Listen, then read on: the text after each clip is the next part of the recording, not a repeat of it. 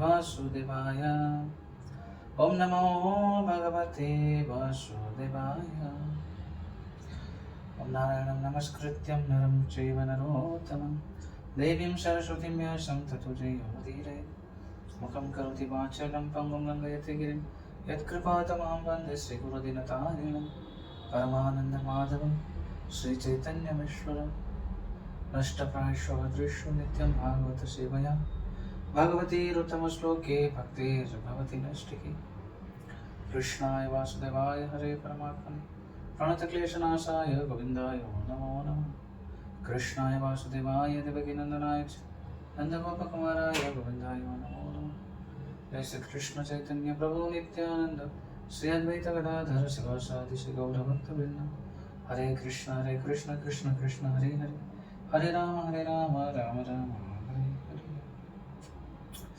हरे कृष्णा। तो आज पवित्र नरसिंह चतुर्दशी है, स्पेशल दिवस है, नरसिंह भगवान के आविर्भाव के दिवस है। तो नरसिंह भगवान के जो कथा है, बड़ा सुंदर कथा है। भागवतम के 7वें स्कंद में इसके वर्णन आता है। गीता में भगवान बोलते यदा यदा हि धर्मस्य ग्लानिर्भवति भारत अभ्युत्थानम् अधर्मस्य तदात्मानं सृजाम्यहम् परित्राणाय साधूनां विनाशाय च दुष्कृतं धर्म संस्थापनार्थाय संभवामि युगे युगे। मैं हर युग में अवतरित होता हूँ, संभवामि आता हूँ, युगे युगे हर युग। क्यों आता हूँ? परित्राणाय साधूनां, साधुओं को सुरक्षा देने के लिए, विनाशाय च दुष्कृतं, दुष्टों को विनाश करने के लिए। ऐसे तो इस श्लोक के ऊपर अनेक आचार्यों ने अनेक अर्थ प्रदान किए हैं। परित्राणाय साधूनां विनाशाय च दुष्कृतं, ये तो ठीक है, भगवान बोल रहे हैं, पर वास्तविक अर्थ क्या है ना, भगवान अपने भक्तों को सुरक्षा देने के लिए तो आते हैं, पर भक्तों को कैसे परित्राण है ना, भक्तों का दुख क्या है ना, भक्त इसलिए नहीं पुकारते कि प्रभु असुरों की संख्या बढ़ गया है और असुरों में हमको परेशान कर रहे हैं, हम आके असुरों को मार दीजिए, क्योंकि भक्त कभी ऐसे नहीं सोचते। भक्त तो हमेशा जगत कल्याण कार्य में लीन रहते हैं और जगत के कल्याण करते हैं।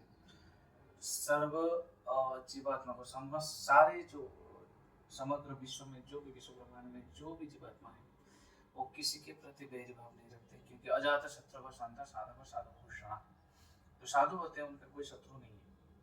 अजात शत्रु है मतलब उनका कोई आज तक शत्रु जन्म नहीं रहा, मतलब ऐसा नहीं कि उनका कोई शत्रु नहीं है, शत्रु तो है उनके, पर वो किसी को शत्रु के रूप में मानते ही नहीं कि मेरा शत्रु है। तो इसलिए ये जो अर्थ है परित्राणाय साधुनां विनाशाय च दुष्कृतां, साधुओं को रक्षा करने के लिए साधु पुकारे और भगवान आए और असुरों को मार दिए, साधु को सुरक्षा दी, मतलब साधु लोग असुरों को मारने के लिए भगवान को बुलाते हैं, ऐसे भाव नहीं। बस परित्राणाय साधुनां का अर्थ है साधुओं का एक दुख है, साधुओं का एक कष्ट है, साधुओं का एक दर्द है, उनका हृदय में जो दर्द है क्या है ना, वो भगवान के विरह में। जब वो भगवान के नाम रूप गुण लीला लीला रहस्य इसके ऊपर चर्चा करते हैं, सुनते हैं, सुनने के बाद उस भगवान को देखने के लिए जो व्याकुलता उनके हृदय में बढ़ जाता है, और वो व्याकुलता इतना तीव्र हो जाता है कि वो लोग सेपरेशन फील करते हैं अपने हृदय में, कि विरह भाव, विरह की जो अग्नि प्रज्वलित होता है उनके हृदय में, उस विरह भाव को शांत करने के लिए एकमात्र उपाय है कि भगवान का प्रेजेंस, भगवान का उपस्थिति।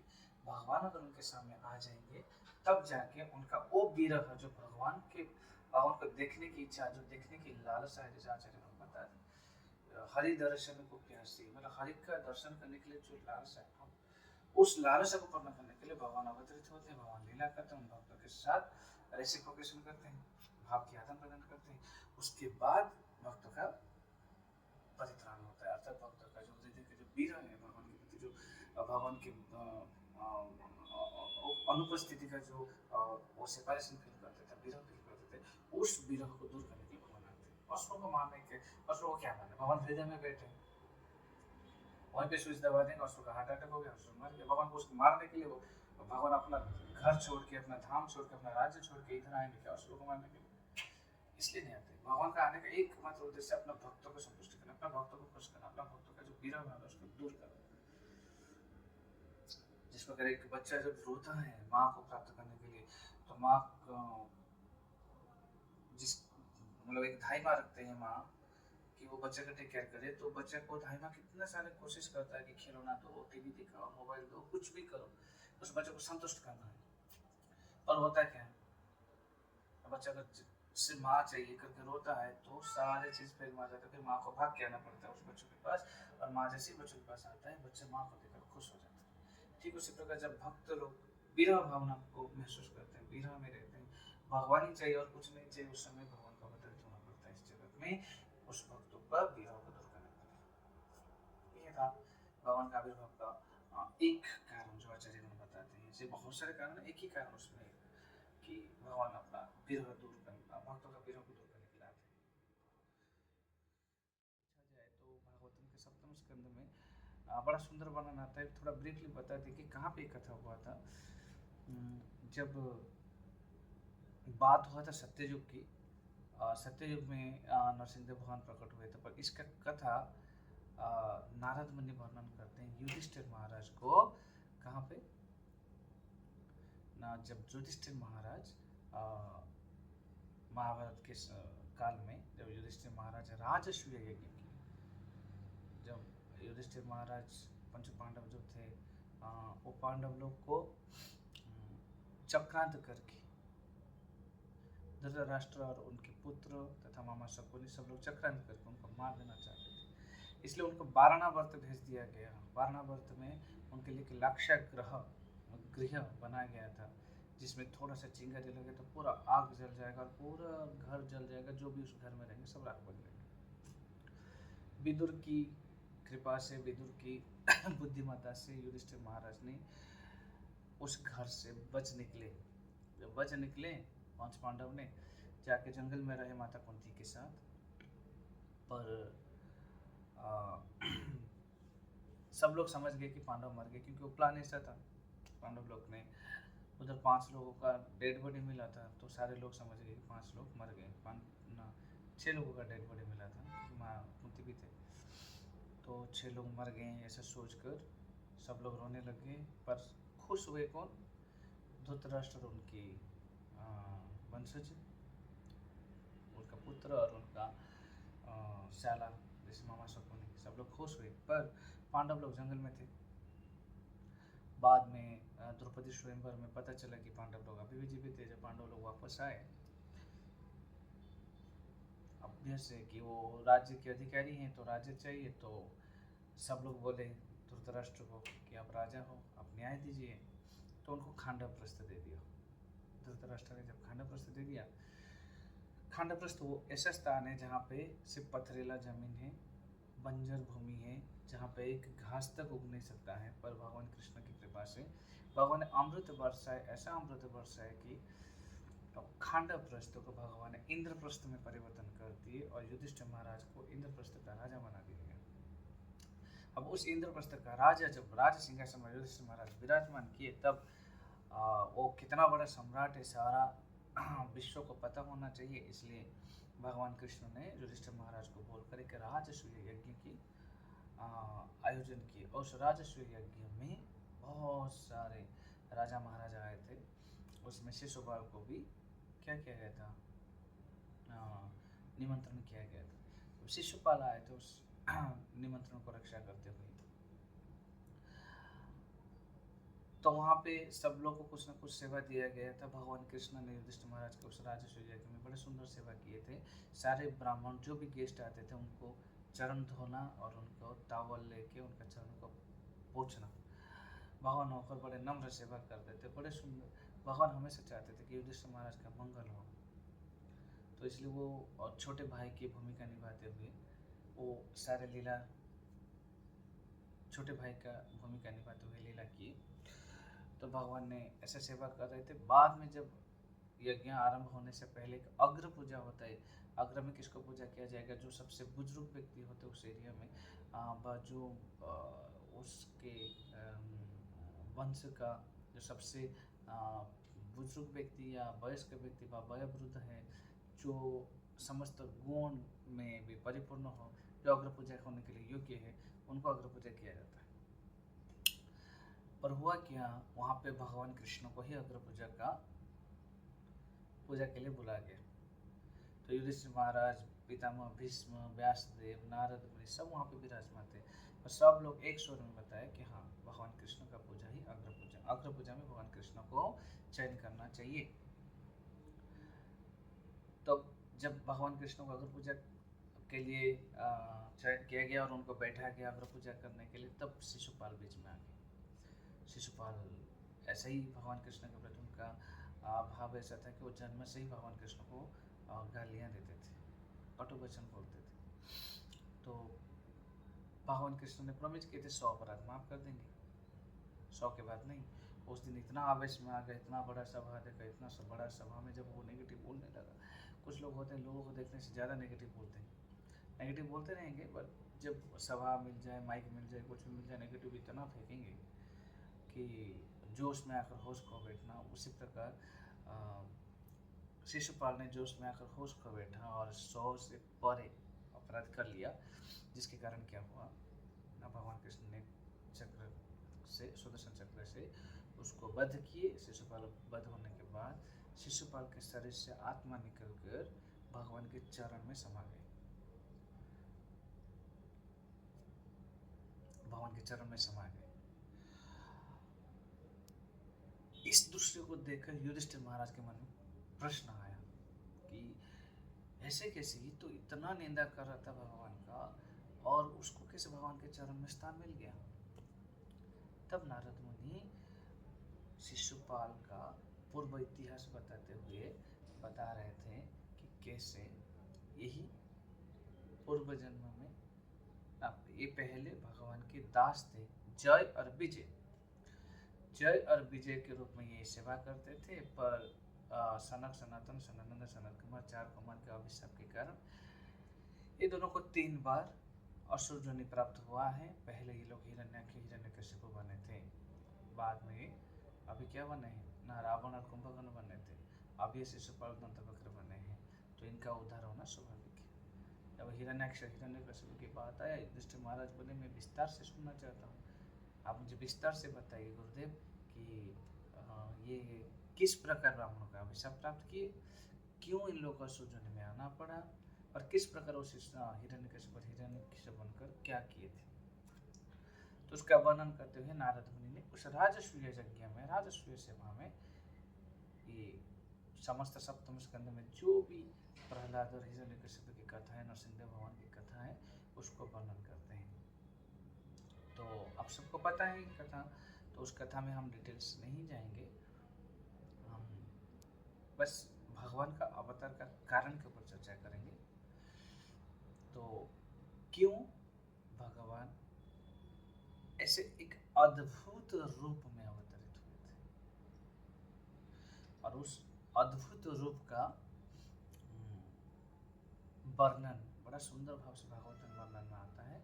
और इस अद्भुत रूप को वर्णन करना, धारण करने का भगवान का उद्देश्य क्या था, क्यों ऐसे एकदम आधा नार आधा सिंह, नर सिंह स्वरूप धारण किए, वो भी एकदम विकटाल भयंकर स्वरूप था, और वो स्वरूप धारण करने के पीछे उद्देश्य क्या था। यद्यपि हिरण्यकशिपु ने वरदान मांगा था, तो भगवान ऐसा स्वरूप क्यों था। तो नरसिंह भगवान के जो स्वरूप है, नरसिंह भगवान के जो रूप है, नरसिंह भगवान के जो अवतार का कारण है, वो बड़े अद्भुत है। और कई सारे आचार्यों ने कई सारे मत रखे हैं, पर श्रीमद् भागवतम में स्वयं सुखदेव गोस्वामी एक मत रखे हैं, और बड़ा सुंदर मत है, बड़ा सुंदर बात है। और वो बात इस प्रकार का है कि जब भगवान प्रकट हुए, जब नरसिंह भगवान प्रकट हुए, नरसिंह भगवान खंबा से प्रकट हुए, तो वहाँ पे सुखदेव गोस्वामी वर्णन करते हैं, बड़ा सुंदर श्लोक है, सत्यम विधातुम निज भृत्यभाषितम् व्याप्तिं च भूतेषु अखिलेषु चात्मनः अदृश्यत्यात् भूतरूपमोद्भवम् खम्भे स्तम्भे सवायं न मृगं न मानुषम्। अर्थात सत्यम विधातुम निज भृत्य भाषित, भगवान अपना भृत्य के भाषित भृत्य के वाणी को सत्य करने के लिए, निज भृत्य भाषित, निज अपना जो सेवक है, अपना जो सर्वेंट है, उसका भाषित मतलब उसका जो शब्द, उसका जो वाणी को सत्य करने के लिए, सत्यम विधात मतलब सत्य करने के लिए, व्याप्तिं च भूतेषु अखिलेषु च आत्मना, जो व्याप्तिं च भूतेषु अखिलेषु सर्वत्र व्याप्त है, अखिलेषु मतलब सर्वत्र व्याप्त है, चात्मना मतलब सबके हृदय में भी व्याप्त है। तो क्या किए ना, अदृश्यता तद अद्भुत रूपम उद्वहन, एक अद्भुत रूप धारण करके जो अदृश्य रूप में थे वैसे दृश्यमान हुए। किसी रूप में बोले स्तंभ है, उस स्तंभ के अंदर से निकले सवयं नाम मृगम न मनुष्य, उस स्तंभ से जो सभा के बीच में जो स्तंभ था उस स्तंभ से निकले और ऐसा स्वरूप था, न मृग था न मनुष्य था, न मनुष्य था न पशु था, नर सिंह। ऐसे प्रति श्लोक श्रीमद् भागवतम के सप्तम के 17 नंबर श्लोक है। तो पॉइंट ये है कि भगवान ने खंबा से प्रकट हुए। क्यों भगवान को खंबा से प्रकट होना पड़ा? भगवान ने कहीं से भी प्रकट हो सकते थे पर खंबा से प्रकट हुए। क्यों? जो सत्यम विधातुम निज भृत्य भाषित। प्रहलाद ने बोला खंबा में, अब क्योंकि प्रहलाद ने बोला खंबा में इसलिए खंबा से प्रकट हुआ, अपना भक्त का वाणी को सत्य करने के लिए। प्रहलाद अगर आप कहीं बोलते तो कहीं प्रकट हो जाते, पर प्रहलाद ने बोला खंबा में है मेरे भक्त। तो यहाँ पे भगवान सत्यम विधातुम अपना भक्तों का वाणी को सत्य करने के लिए, गीता में भगवान बोलते कौन्तेय प्रति जाना ही नमे भक्त्या प्रणश्यति, हे कुंती पुत्र, हे कौन्तेय, हे अर्जुन, आप डिक्लेयर कर दो कि मेरा भक्त का कोई विनाश नहीं कर सकता। तो मान लीजिए अर्जुन पूछे आप बोले, मैं मेरे से क्यों बुलवा रहे, आप बोल लीजिए। तो भगवान बोलते हैं कि मैं जब जब प्रोमिस किया हूँ ना तब तक तोड़ दिया हूँ। मैंने भीष्म को बोला था मैं युद्ध करूंगा, अस्त्र नहीं पकड़ूंगा, महाभारत युद्ध में युद्ध में रहूंगा पर अस्त्र नहीं पकड़ूंगा, पर भीष्म को मारने के लिए मैंने अस्त्र उठा लिया था। मैं अपना प्रोमिस तोड़ देता हूँ। जब जब मेरे भक्त कहीं विपत्ति में पड़ते हैं तब मैं अपना प्रोमिस को भूल जाता हूँ, मैं अपना प्रतिज्ञा को भूल जाता हूँ और मैं अपना भक्त को सुरक्षा देने के लिए मेरा सारा प्रतिज्ञा तोड़ देता हूँ। तो आप मेरे से क्यों बोल रहे हैं? क्योंकि मेरे भक्त अगर कुछ प्रतिज्ञा करते हैं उस प्रतिज्ञा को रक्षा करने के लिए मैं कुछ भी करता हूँ। तो भगवान अपना भक्तों की प्रतिज्ञा रक्षा करते हैं, इसलिए अर्जुन के द्वारा बोल रहे हैं कि तुम बोल दो कि मेरे भक्तों का कोई नहीं विनाश कर सकता है। अगर तुम बोलोगे तो लोग बिलीव करेंगे। क्यों? एक भक्त ने बोल दिया, अब भगवान उस वाणी को सुरक्षा देंगे, उस वाणी को रक्षा करेंगे। एक भक्त अगर कुछ बोल दे तो भक्तों के वाणी से भगवान भक्तों का वाणी को भगवान पूर्ण करते हैं। तो इसलिए भक्तों के मुख से भक्तों के वाणी को रक्षा करने के लिए, भक्तों की प्रतिज्ञा को रक्षा करने के लिए भगवान अनेक लीला की है। उसमें एक प्रसिद्ध लीला है नरसिंह लीला।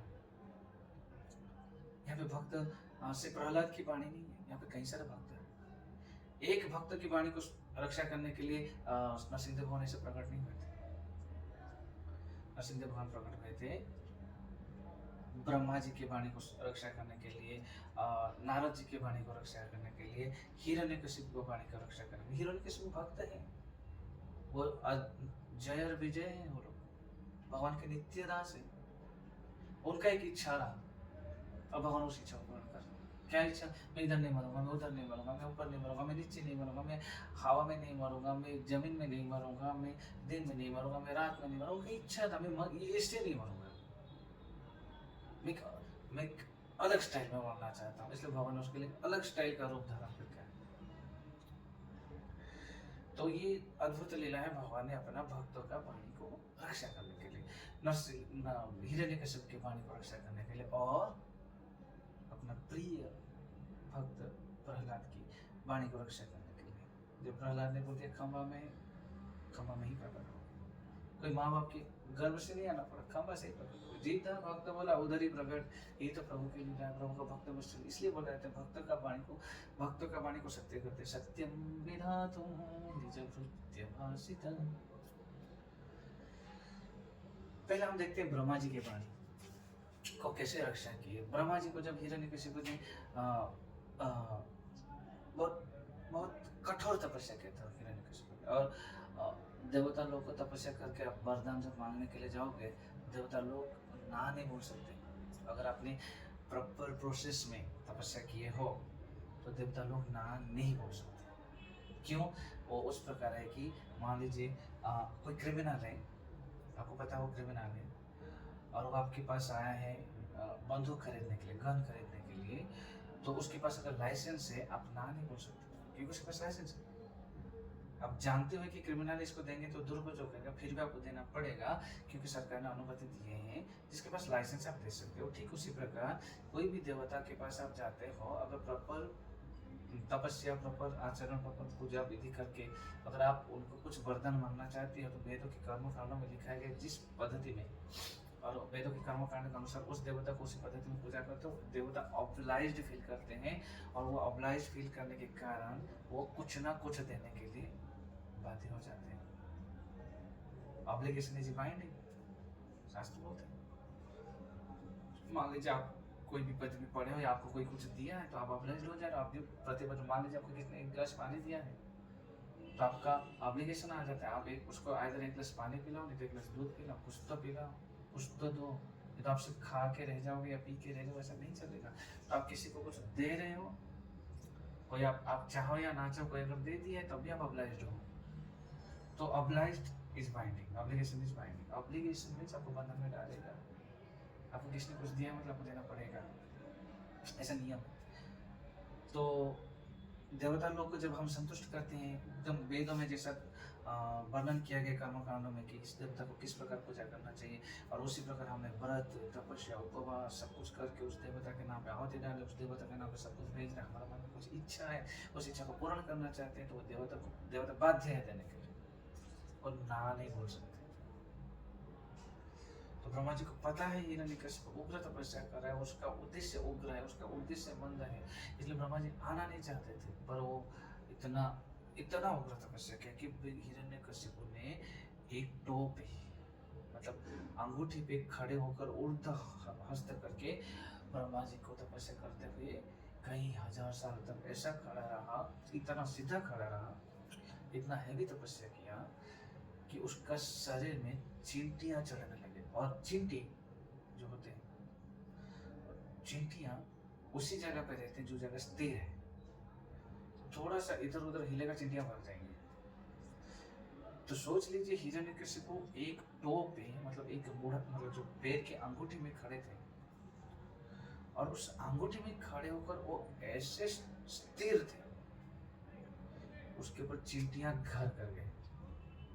और चींटियां घर नहीं किए, चींटियां ने उसका शरीर के मांस को काट काट कर खा रहे थे, और पूरा मांस को खा के पूरा उसका मांस, मजा, उसका रक्त सब कुछ खा गए, खोखला बना दिया उसको, पूरा मिट्टी चढ़ गया।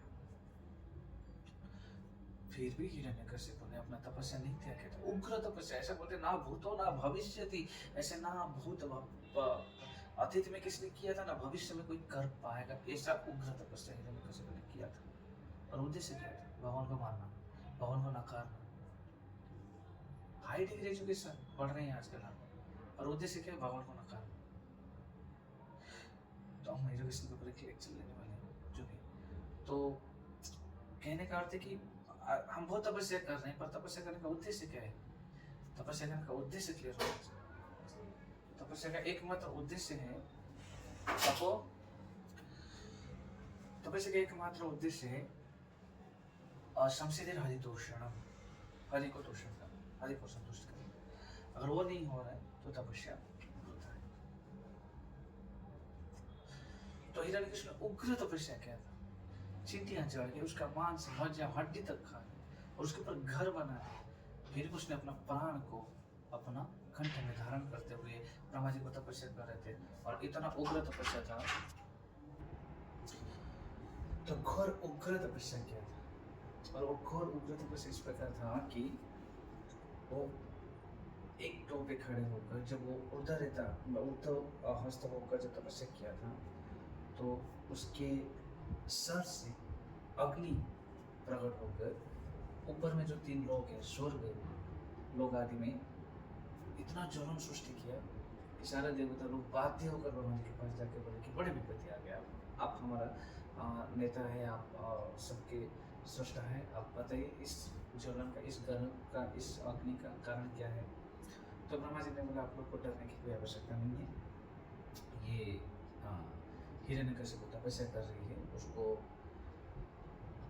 मैं जाके अभी शांत करता हूँ और आप लोगों को इस पीड़ा से मुक्ति हो जाएगा। देखो इसमें भी सीखने को मिलता है, एक प्रॉब्लम आया उसको सॉल्व किया तो दूसरा प्रॉब्लम खड़ा हो जाता।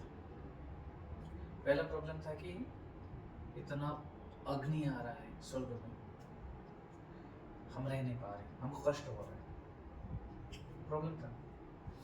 ब्रह्मा जी के पास कंप्लेन लेके गए, ब्रह्मा जी सॉल्व करने के लिए बोले, पर वो प्रॉब्लम तो सॉल्व हो जाएगा। Next problem Hiranyakashipu. अब हिरण्यकशिपु को जब ब्रह्मा जी ने वरदान दे दिया, वो स्वर्ग में तो तभी तो थोड़ा गर्म सहन नहीं कर पा रहे थे, अभी स्वर्ग में रहना ही नहीं दिया। हिरण्यकशिपु को जब वरदान मिल गया ब्रह्मा जी से, तो सारे स्वर्ग को देवता को लाके अपने किचन में कुकिंग करवाया, झाड़ू मरवाया, सारा सेवा कराया, सारे असुरों को स्वर्ग भेज दिया। जो पुण्य करेगा वो नरक जाएगा, जो पाप करेगा वो स्वर्ग जाएगा। ऐसा उल्टा लॉ बना है, इतना भयंकर था हिरण्यकशिपु। एक प्रॉब्लम सॉल्व हुआ, दूसरा प्रॉब्लम हिरण्यकशिपु, और वो सबसे बड़ा प्रॉब्लम। तो ब्रह्मा जी ने आए हिरण्यकशिपु के पास और उनको संतुष्ट किया, अपना कमंडल से पानी निकाले, उसके ऊपर छिड़के। तो ब्रह्मा जी ने एक ऐसा शरीर प्राप्त किया जिस शरीर का हिरण्यकशिपु ने ऐसा शरीर प्राप्त किया जो वज्र शरीर। तो हिरण्यकशिपु ने वज्र शरीर प्राप्त करने के बाद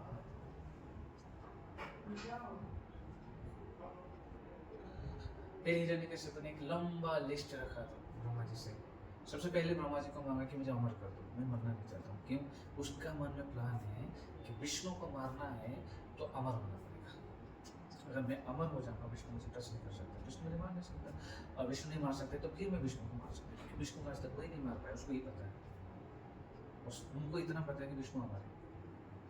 तो लेवल सेम करना चाहिए, लड़ना है तो उसके साथ, तो विष्णु को मारना है तो मुझे भी अमर बनना पड़ेगा। तो इसका फुल एंड फाइनल जो प्लानिंग है कि मैं अमर बनूं तब मैं विष्णु का आदर।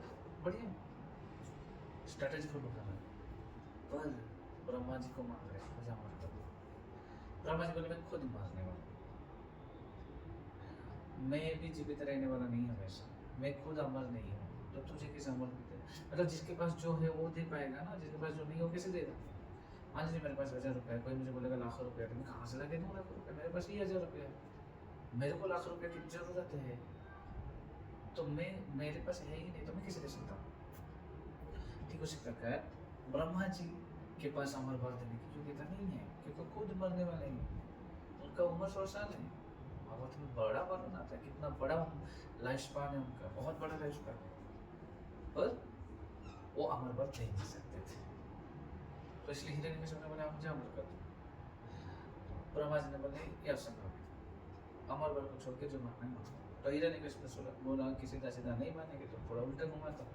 इसलिए उसने वर्णन कर दिया कि मैं आकाश में नहीं मरूंगा, जमीन में नहीं मरूंगा, दिन में नहीं मरूंगा, रात में नहीं मरूंगा, मनुष्य से नहीं मरूंगा, पशु से नहीं मरूंगा, कि किसी अस्त्र से नहीं मरूंगा, किसी शस्त्र से नहीं मरूंगा, कोई महीना में नहीं मरूंगा, कोई मतलब ऐसा तिथि बना मतलब नहीं आना चाहिए जो तिथि एग्जिस्ट कर रहा है उस तिथि में मरूंगा।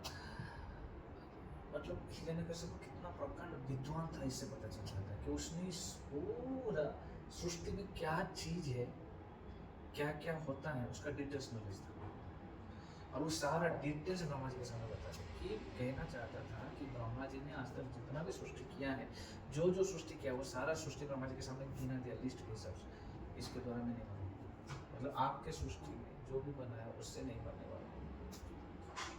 तो मतलब उसको इतना ज्ञान था कि ब्रह्मा जी ने क्या क्या बनाया। ब्रह्मा जी ने तथास्तु बोल दिया। क्यों? क्योंकि ब्रह्मा जी को पता था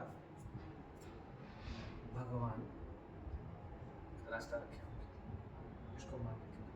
तो ब्रह्मा जी ने उसका वाणी को व उसका मांग को तथास्तु बोल दिया। तथास्तु तथा अस्तु, ऐसा ही हो, जैसा तुम चाहते हो। अब ब्रह्मा जी का वाणी गलत नहीं हो सकता। ब्रह्मा जी का वाणी अगर मिथ्या हो जाएगा तो फिर वेद ही गड़बड़ हो जाएगा और बहुत सारी चीज गड़बड़ हो जाएगी सृष्टि में। इसलिए भगवान को ब्रह्मा जी का वाणी तो रक्षा करना पड़ता है, किसी का वाणी रक्षा करे ना करे और ब्रह्मा जी भगवान प्रिय भक्त है। तो ब्रह्मा जी का वाणी को सत्य करने के लिए जैसा जैसा हिरण्यकश्यप को बोला था, भगवान ने वैसे वैसे रूप धारण करके आए थे। जैसे हिरण्यकश्यप ने बोला था कि मैं मनुष्य से नहीं मरूंगा कि पशु से नहीं मरूंगा, तो भगवान ने एक भला बनकर आए, आधा मनुष्य आधा पशु। अब वो ब्रह्मा जी ने ऐसा क्रिएशन, ब्रह्मा जी का सृष्टि में ऐसा कोई जीव नहीं है कि आधा मनुष्य आधा पशु। आधा ब्रह्मा जी पशु बनाए तो फुल पशु, मनुष्य बनाए तो फुल मनुष्य। तो ब्रह्मा जी ने ये कभी नहीं सोचा था कि मैं आधा मनुष्य आधा पशु बनूँ। ब्रह्मा जी खुद हैरान है, परेशान ये है कौन। जब प्रकट हुए भगवान ने तो अपना स्वरूप देकर ब्रह्मा जी देखकर परेशान नहीं, ये कैसे आधा मनुष्य आधा पशु।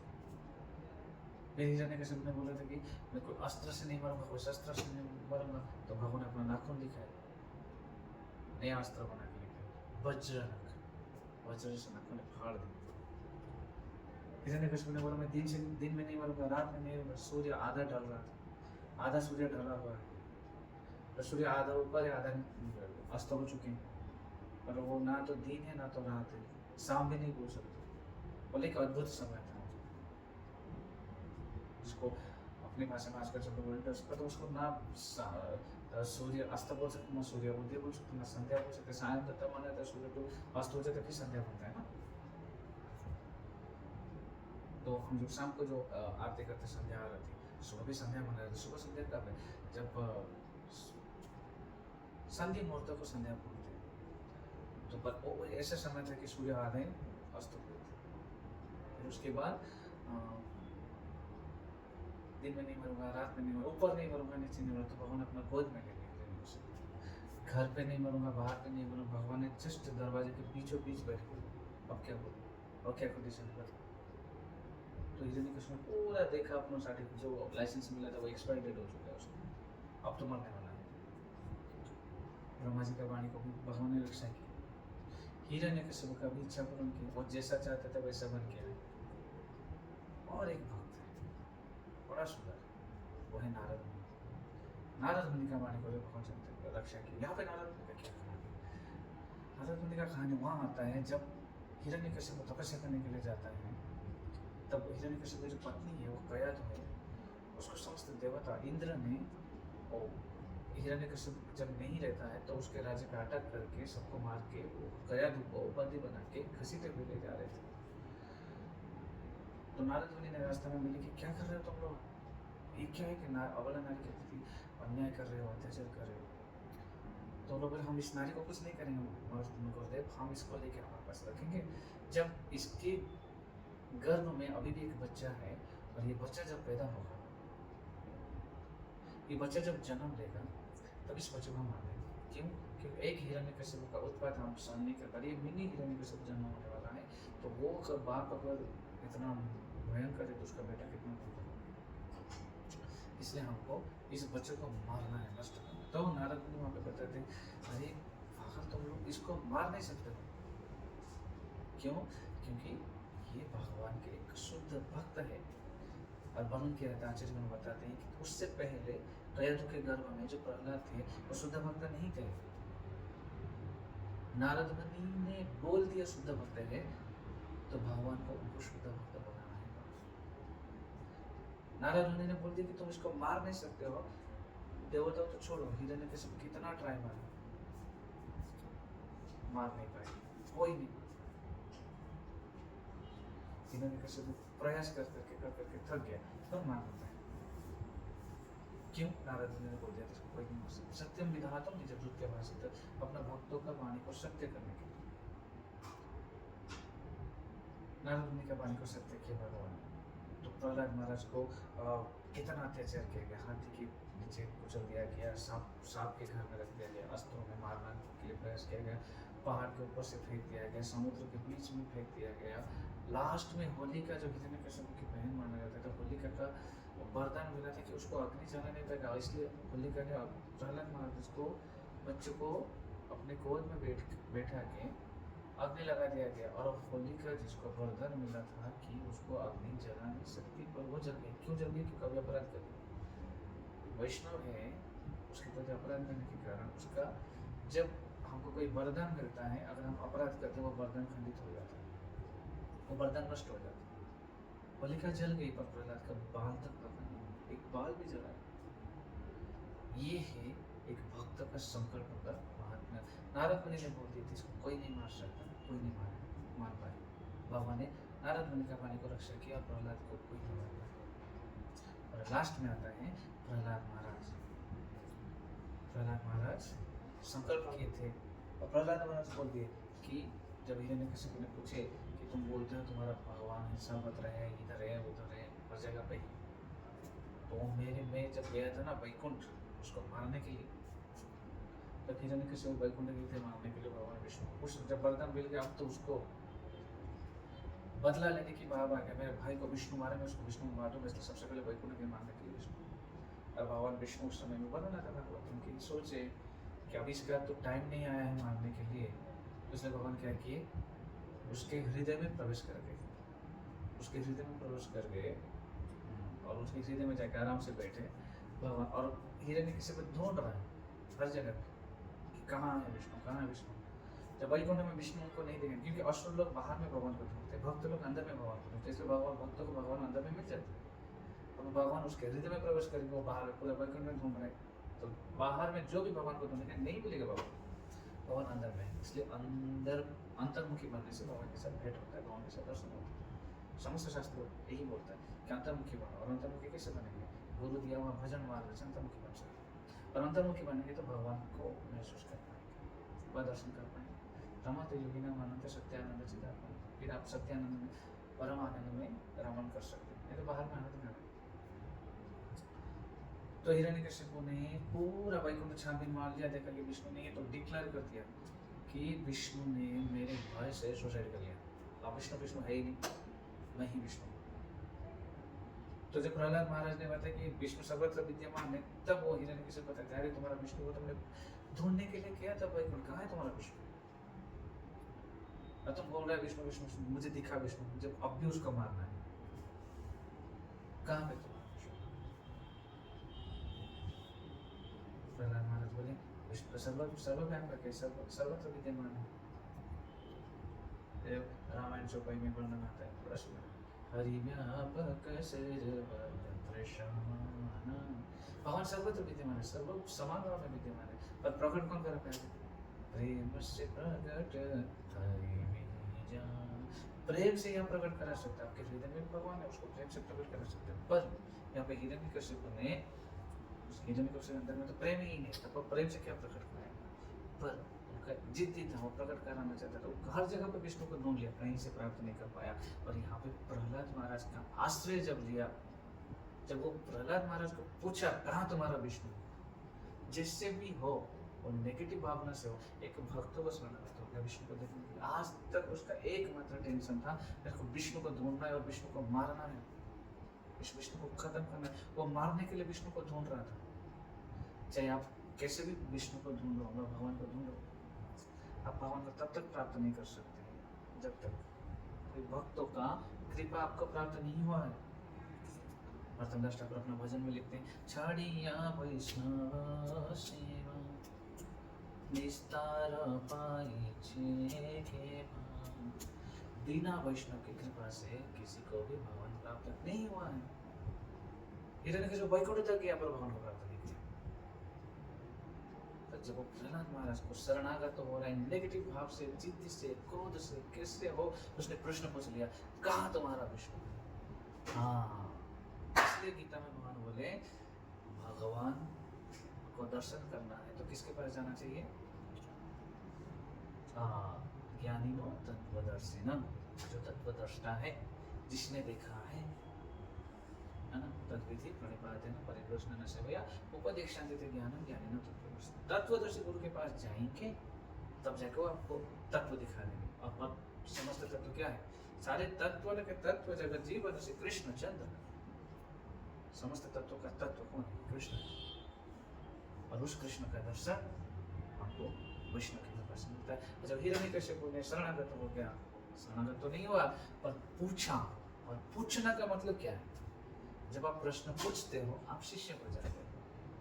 जब आप उत्तर की अपेक्षा करते हो तो जो आपको उत्तर दे रहा है वो उस समय के लिए आपका गुरु है।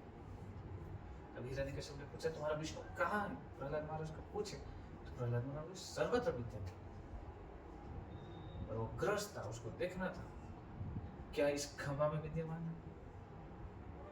प्रहलाद महाराज लोग सर्वत्र विद्यमान है तो खंभा में भी विद्यमान है। तब हिरण्यकशिपु को फुल कॉन्फिडेंस था, उसका इतना कॉन्फिडेंस था कि उसको पता है ये खंभा भाई मैंने बनाया, मिस्त्री वगैरह लगा के सीमेंट वाली और जो भी डाला है, जितना भी आपका स्टोन वगैरह डालना है सब मैंने डाला हूँ, मैंने बना, मैं खड़े होकर बना, मतलब मुझे पता है इसके अंदर कोई दरवाजा नहीं है, कोई खिड़की नहीं, इसके अंदर कुछ भी नहीं है, तो यहाँ इसके अंदर में विष्णु कैसे रहेगा? फुल कॉन्फिडेंस के साथ जब जाके मुक्का मारा उस खंभा को तोड़ा तो खंभा फटते ही एक भयंकर शब्द प्रकट हुआ और उस शब्द प्रकट होते ही हिरण्यकशिपु ने देखा एक अद्भुत स्वरूप प्रकट हुआ। स्तम्भे सभायां न मृगं न मानुषं सत्यम विधातुम। जब सत्य भाषित प्रहलाद की वाणी को सत्य करने के लिए उस खंभा से भगवान प्रकट हुए और कैसा रूप में प्रकट हुए?